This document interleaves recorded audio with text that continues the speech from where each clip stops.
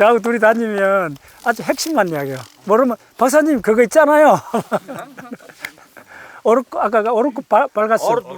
오르트 발리커. 그게 조금 헷갈려요. 오르트 발리커? 오르트 발리크. 예. 일반적으로 색자에 뭐 오르크 발리커도 나오고, 그 다음에 카라 발가순. 두 일이 막 통용돼요. 카라 발가순. 자, 여기가 뭐냐면, 여기 위구르 성이라 하면 안 돼요. 위구르 수도요, 여기가. 오케이?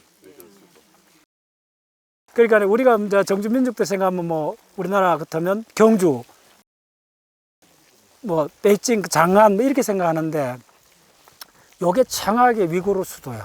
그리고 유목민족 수도가 이렇게 성각 형태로 확실히 남아 있는 거는 몽골 제국 그 카라코럼도 이렇게 안 남아 있잖아요.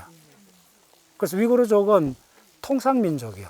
맨 위에 먼저 했던 게 소구드.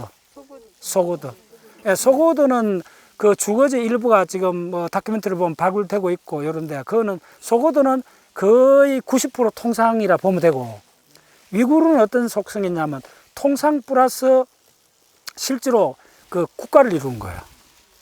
그래서 위구르 수도고, 그래서 이게 힘이 얼마나 셌냐면 당나라의 안사인한테 직접 당나라에 들어가서 당나라한테 그 구원 요청을 받고 당나라에 들어가고 그 반란을 진압해주고 엄청난 그 보상금도 받고, 그 과정에서 이 위구르가 만이교를 배워요. 초기에 당나라 때 그런 거고.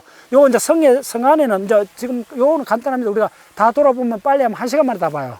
쭉 성곽을 돌고 막내에 올라가고, 입에 세계 테마형 보셨죠? 제가 막내에 올라가서 폼 잡고 막 이렇게 하는 거 나오잖아요. 바로 그 먹는.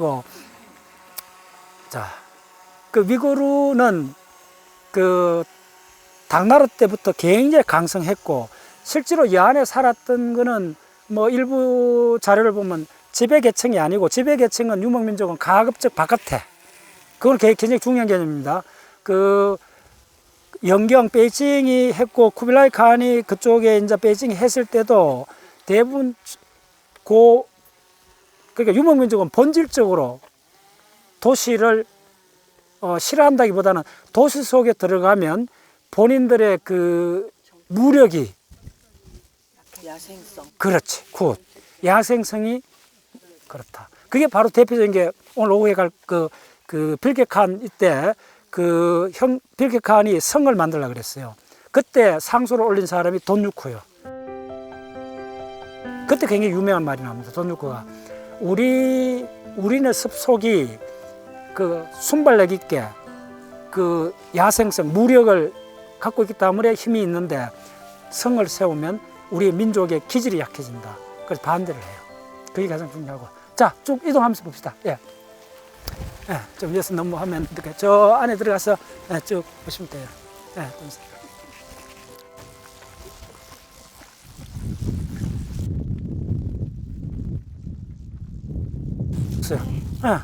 이건 대단한 자료요. 이런 거 아예 볼 수가 없는데, 이거 이제 유네스코 지정됐기 때문에 이렇게 이제 나와요. 박사님, 우리 승가팀 온다고 세웠대요. 아, 그래요? 예, 우리 일반적으로 카라 발가순이라고 해요. The capital of the 위구르 kingdom. 예, established the state of between. 자, 맞죠? 바로 다 암긴 못하면 840년.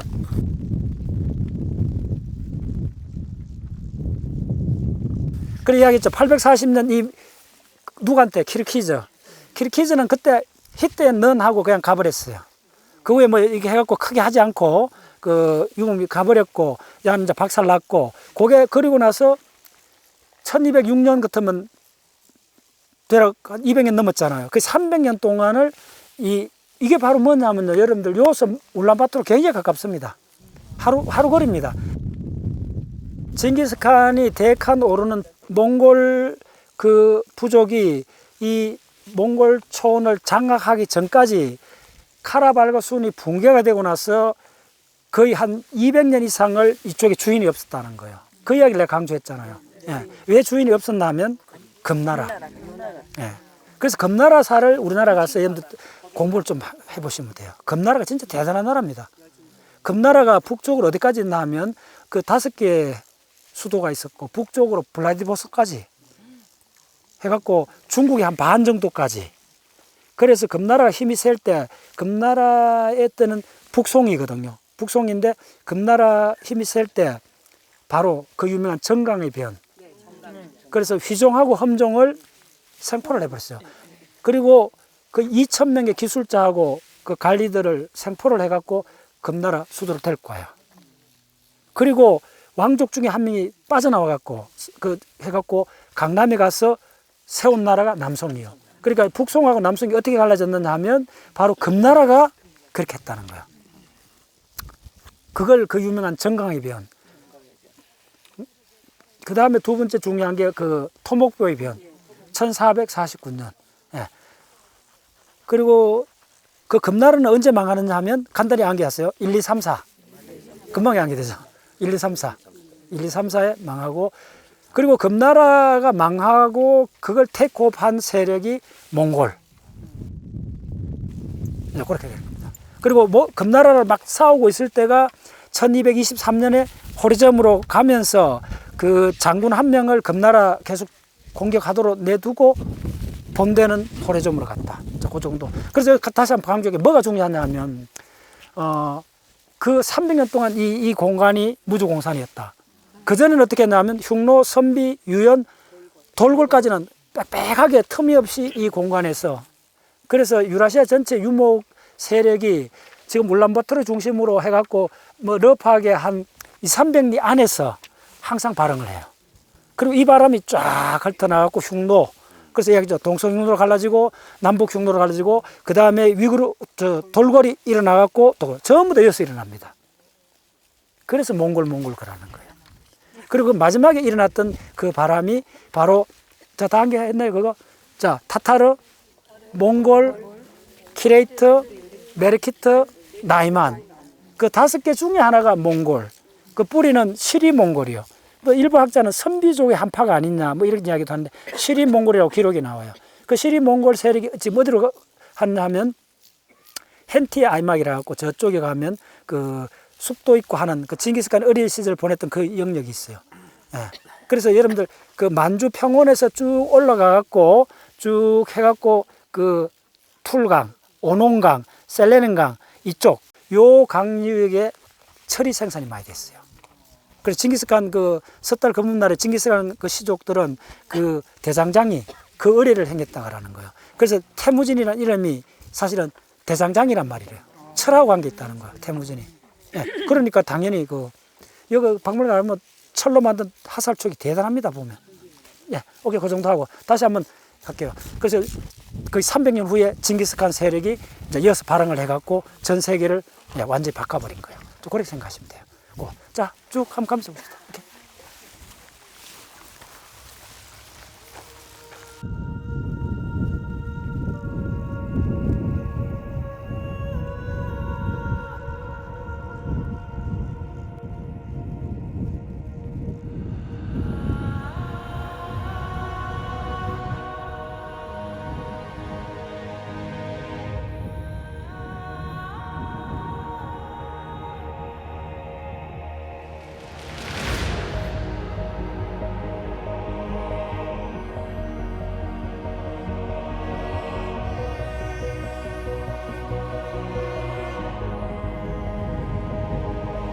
신석기 혁명 이후부터는 어떻게 되느냐 하면 유목민족들도 전쟁이 일어나잖아요. 그러면 이제 강한 리더십이 필요한 거예요.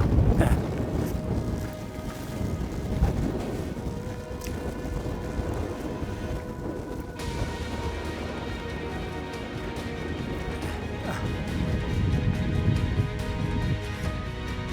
지금 이 안에서 사는 사람들은 주로 어떻게 학자들이 보느냐 하면 상인들, 대부분 상인들, 그 다음에 그 문서 담당하는 이런 사람들, 일부 관리들, 그 다음에 여기 이제 지배계층들은 이쪽 바깥에서 개를 치고 이렇게 살았다 그렇게요. 그거는 킵차카 한국사를 읽어봐도 다 그렇게 돼 있어요.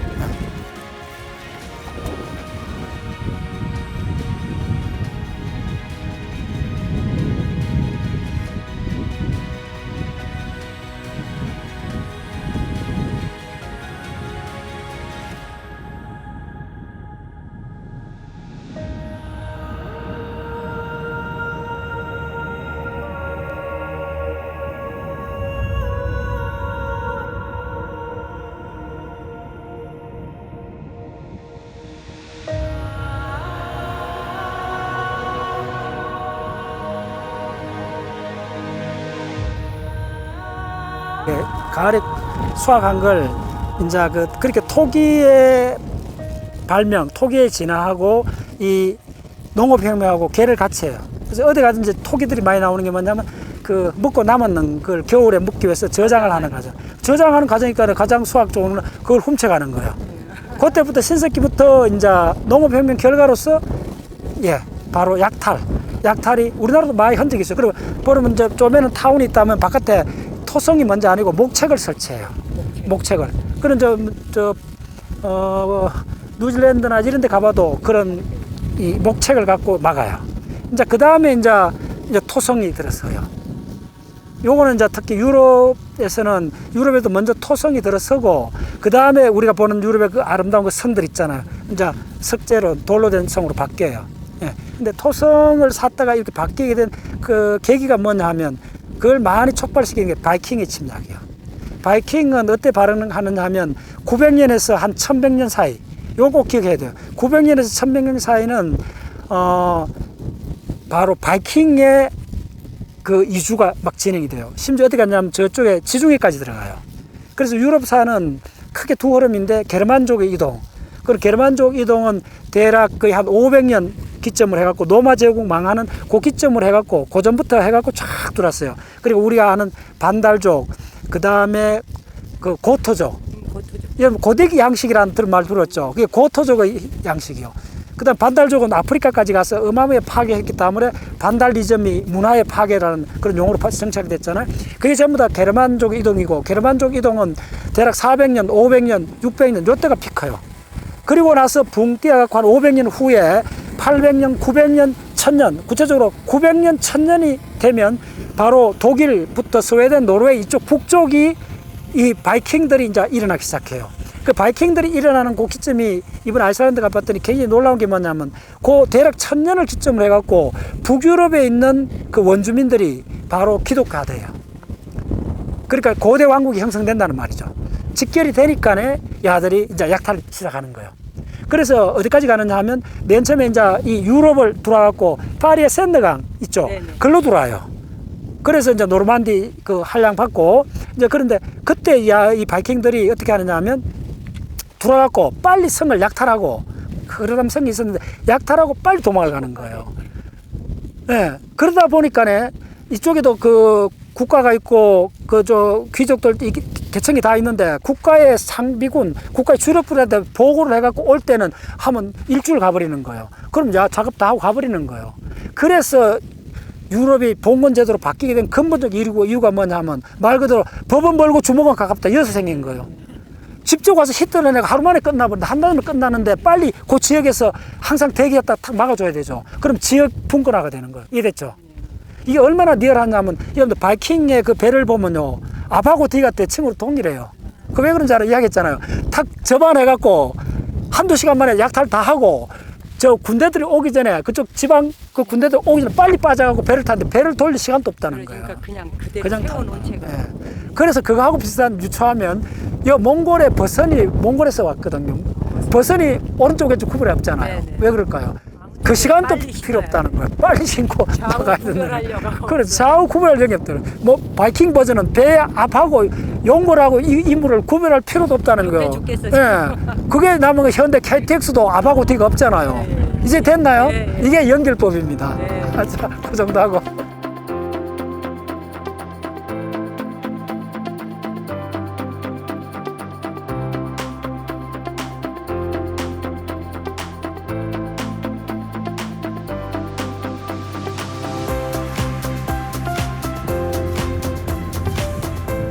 이 모든 지상에 있는 존재가 그렇듯이 자연이 허용한 시간만큼만 존속하다가 다 사라지는 거죠.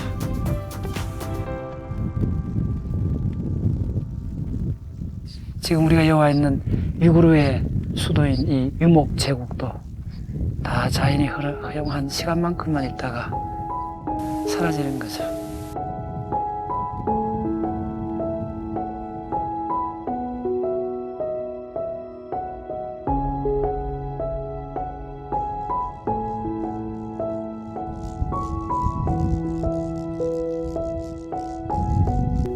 위구르 제국의 수도로 하기에는 성을 이렇게 보시면 크게 넓지가 않잖아요.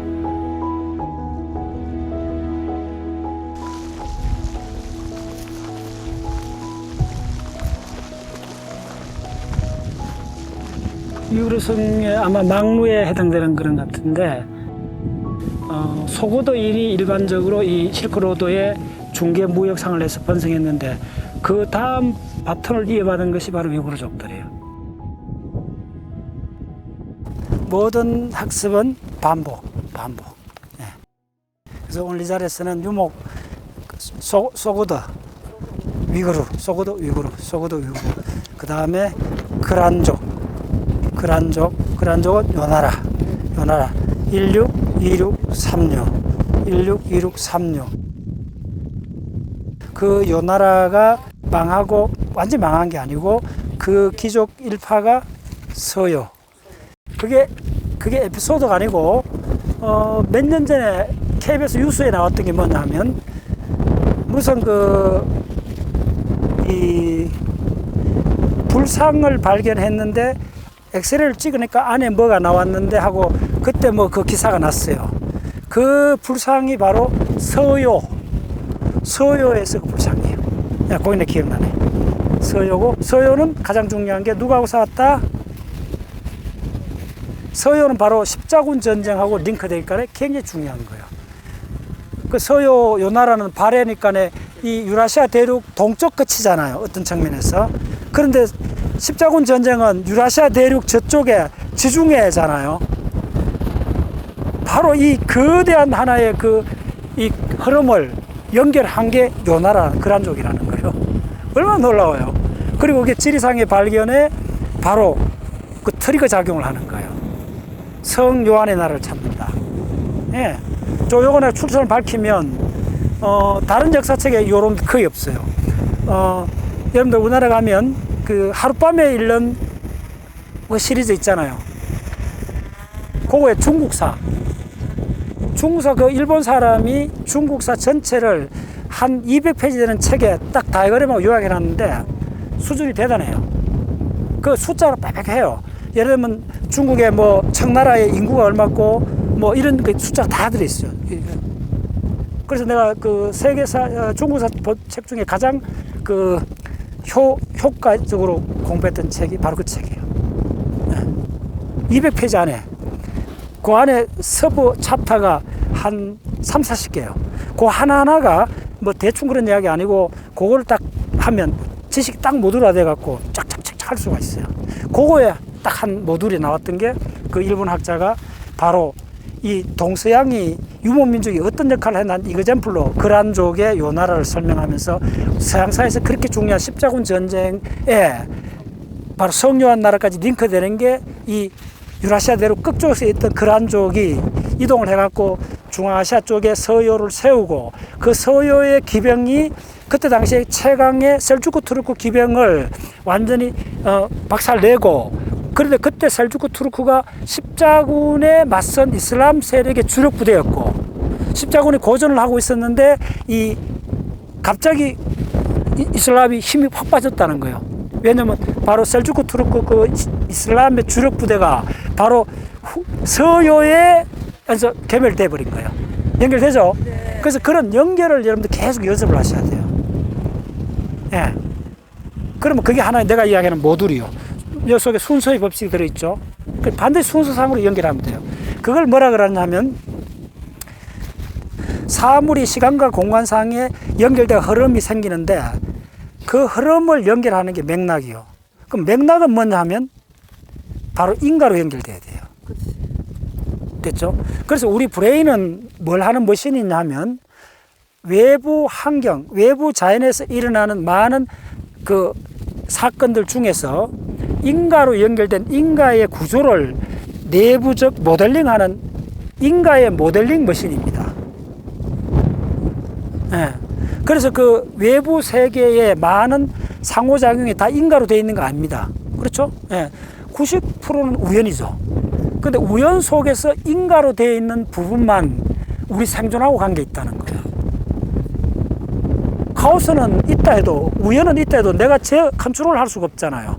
아무리 많은 게 있어도 내가 어떻게 할 수 없는 게 우연이기 때문에 자연 속에서 우연이 아닌 부분, 그 말이 뭐냐면 원인이 있고 결과가 있는 그 이벤트만, 그 사건만 추출해갖고 그걸 우리 내부에서 제너레이션 하는 머신을 만든 거예요. 그걸 브레인이라 그래요. 네. 그러면 외부의 인과적 구조를 내부에 모델링한 그 머신이 생겼는데 그 머신이 하는 역할이 뭐냐면 예측을 만드는 거예요. 자, 예측이란 말이 원인을 주면 결과를 잘 예측하죠. 근데 결과를 주면 원인을 알기 어려워요. 이거는 자, 유튜브 보세요. 제가 이거 강의했는 거에도 한 3-4시간 되니까네. 그게 바로 베이지안. 지금 AI 혁명의 본질이 뭐냐 하면 인공지능의 지금 딥러닝을 통한 인공지능의 가장 핵심이 대략 100년 전에 영국의 그 성공의 목사가 남겼던 한두 쪽 기록입니다. 그 논문도 아니고 그게 100년 후에 영국의 피셔라는 저 통계학자가 발견을 하고 그거에 확률 계산하는 공식이 딱 하나가 있었던 거예요. 그 확률 계산이 조건부 확률을 계산하는 그거가 지금 여러분들 아는 인공지능까지 다 연결됐고 AI의 딥러닝이 가장 코어에 있는 게 베이지안 이론입니다. 그래서 2005년에 뉴욕 타임즈에 어떤 대문짝만한 기사가 났는 게 뭐냐면요. 현재는 베이지안 시대다. 선언이 돼버린 겁니다. 왜 그러냐면 베이지안이라는 게 뭐냐면 인공지능, AI 이 인공지능이 왜 지금 이렇게 인류를 완전히 이렇게 바꿔놓느냐 하면 인간이 못하는 걸 딱 하나를 잘한다는 거예요. 인간이 잘하는 거는 원인을 주면 결과를 알아요. 그러니까 열심히 공부하면 성공한다. 뭐 혼이 듣는 이야기예요. 예. 자, 그러면 결과를 주면 원인을 아느냐 한번 해볼게요. 자, 여름이 막 몸에 열이 나서 병원에 갔어. 그럼 의사가 원인을 알아야 되잖아요. 몸에 열 나는 원인은 뭐예요? 감기 걸릴 수도 있고 이 사람이 화가 났을 수도 있고 그 다음 조깅하다 왔을 수도 있고 적어도 원인이 서너 가지라는 거예요. 그래서 우리가 브레인이 하기 어려운 거는 원리적으로는 할 수 있는데 계산량이 너무 많다는 거예요. 그래서 결과를 주어지는데 원인을 찾는 거예요. 원인만 알면 그 다음부터 그 원인이 딱 만나면 어떤 결과가 나올지 우리는 즉각 예측을 한다는 거예요. 그래서 원인을 주면 결과를 예측하는 머신이 바로 우리 브레인 속, 그게 우리 브레인이야. 그걸 예측 머신이라고 그래요. 그러면 예측 머신은 어디서 우리가 훔쳐왔느냐 하면 자연에서 일어나는 것은 90%가 우연인데 자연에 일어난 중에 우연이 아닌 걸 잘 인간이 관찰해 봤더니 어떤 두 개의 사건이 일어났는데 시간과 공간상으로 그러니까 우연히 상관관계를 만든 게 아니고 요게 먼저 일어난 일이 그 다음 일어난 일을 직접 촉발하는 현상들을 보게 된 거예요. 그걸 우리가 딱 훔쳐갖고 바로 인과율이라는 걸 장착하게 된 거예요. 그래서 지금 우리 브레인은 근사적 선형 인과 머신입니다. 그걸 내가 계속 그걸 작업을 말하는 게 유추하라 하는 게 우리가 유추하는 게 인과로 연결하는 겁니다. 네. 네. 그래서 우리 브레인은 예측 머신이에요. 그래서 예측을 잘하려면 뭘 많이 해야 되면 개념을 많이 알아야 돼요. 그래서 내가 그 강의 때 이렇게 해요. 예측하고 개념은 어떤 관계냐 하면 자, 판소리 할 때 명창이 부채를 들고 있잖아요. 그래서 부채를 들고 뭐 이몽룡이 뭐 감옥에 살고 뭐 춘향이 와갖고 만나는 장면들을 뚜루루 하면서 어이 탁 이렇게 하잖아요. 이렇게 딱 가리킬 때 그게 뭐냐 하면 딱 가리키는 게 개념입니다. 그거 하나. 개념 어디서 왔나? 목적에서 왔어요. 오늘 빨리 이야기해. 너무나 중요해. 빨리 할게요. 오늘 어렵게 이야기하지만 개념하고 목적은 분리될 수 없어요. 그게 뭐냐 하면 자, 하단을 정리하던 아줌마가 하단을 손질하다 화분을 옮겼어. 화분 옆에 땡비집이 있었어. 땡비가 앵하고 달라들었어. 그럼 이 아줌마가 어떻게 했어요? 엉겹결에 주변에 있는 뭐든지 갖고 막았겠죠. 봤더니 나무 짝대기가 있어. 나무가 막았어. 근데 땡비가 그 나무 사이를 하고 뚫고 또 오는 거야. 그러면 이 사람이 도망을 가지. 가다가 안 되니까 뭐 하겠어? 웃도리를 벗어가 막은 거야. 됐죠?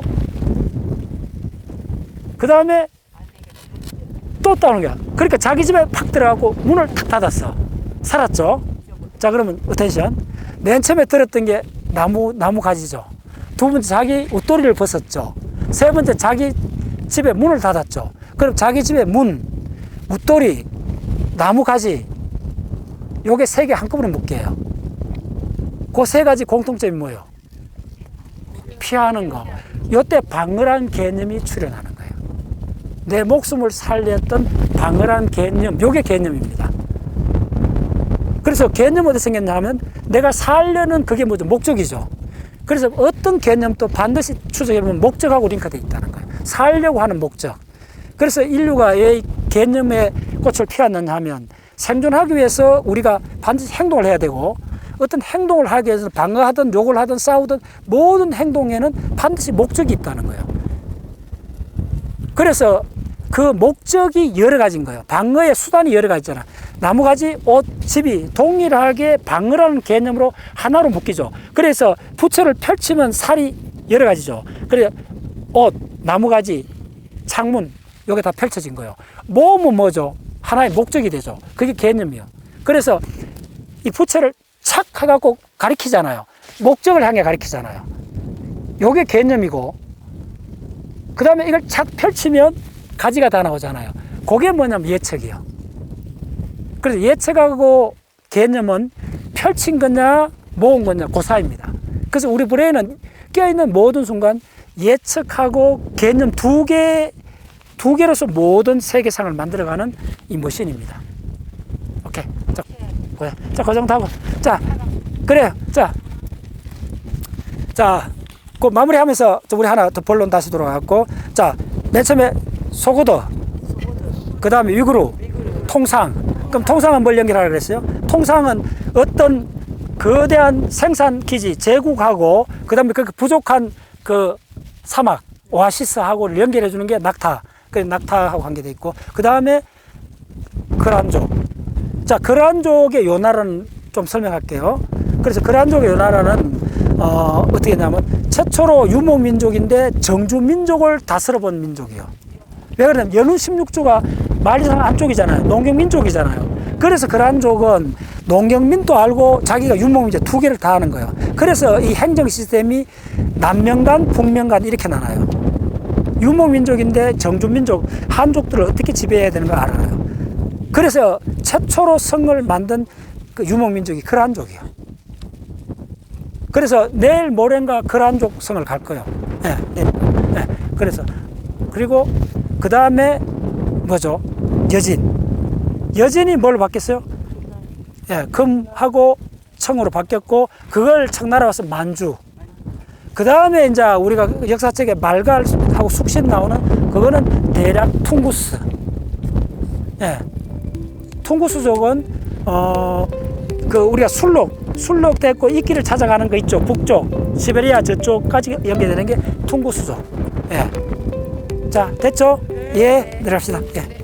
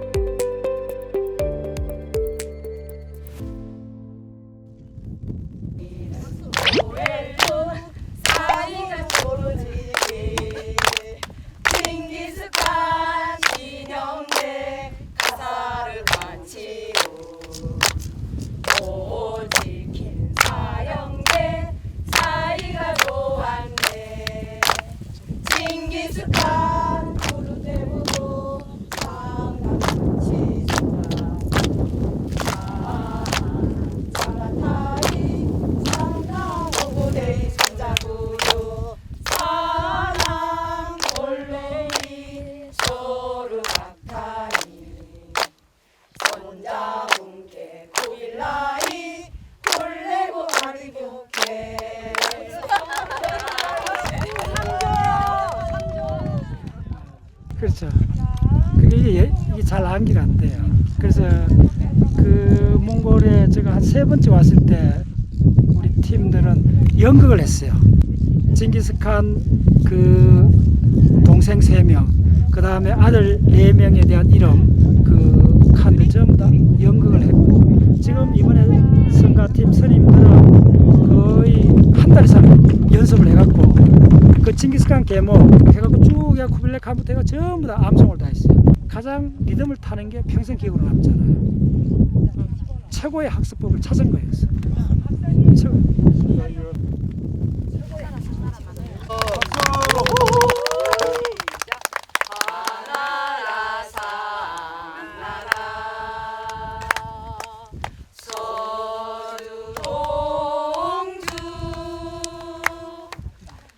전국 진나라 한국 진나라 구한국 인도고지 야 56구 북조전진 부위 동제 송제 양진 남조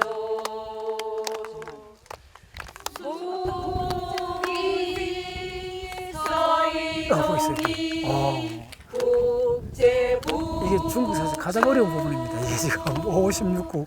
수나라 당나라 요걸 제가 우리 스님들한테 그 줌으로 요거 거의 한 2분 강의를 했어요. 북송요나라 금나라 남송 원명청 중하이미 그늘은 어디 갔나 이야. 상하강 양천강은 지금도 흐르는데 그들의 발자취는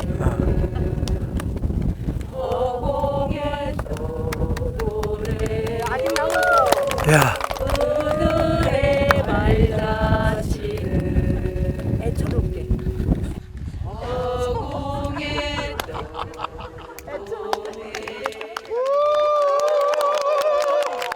내가 이거 듣고 사바이틴 하나 생각했는데 이거 중국 교육 당국에 이거 지적재산권으로 수출하면 될 것 같아요. 중국 사람들이 이거 배우면 저거 지네 나라 역사 한꺼번에 너무 많이 끝낼 거예요. 네. 이거 빨리 착각했어요. 1조 집합 1조 불러요. 궁금하다 1조